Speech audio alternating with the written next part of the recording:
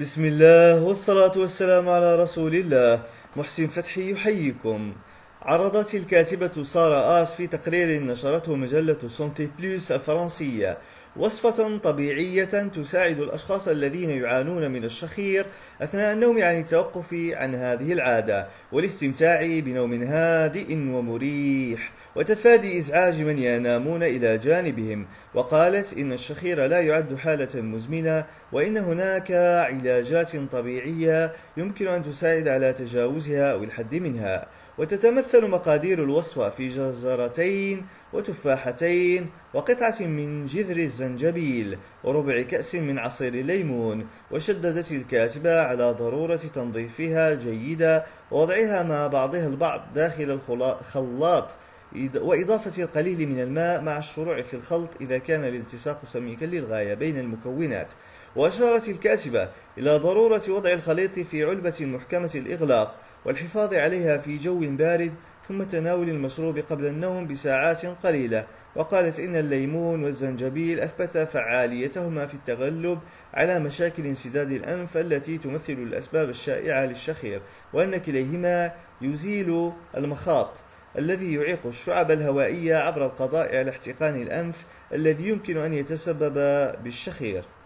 وتنصح باستهلاك هذه الوصفة قبل ساعات قليلة من وقت النوم، وتجنب تناول الأطباق ذات الدهون المشبعة التي تتسبب في زيادة الوزن الذي يعد بدوره أحد العوامل المؤدية للشخير.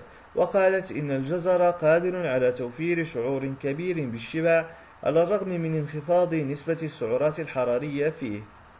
تغييرات ضرورية. وشددت الكاتبة على أهمية إجراء بعض التغييرات الأساسية على العادات والممارسات اليومية لمن يعانون من الشخير بالتخلص من زيادة الوزن عبر اتباع نظام غذائي صحي والنوم على أحد الجانبين وتجنب النوم على الظهر وعلاج مشاكل احتقان الأنف أو علاجها بشرب الشاي دون كافيين الذي يحتوي على النعناع الفلفلي أو عشبة خاتم الذهب بهدف تخفيف احتقان الأنف.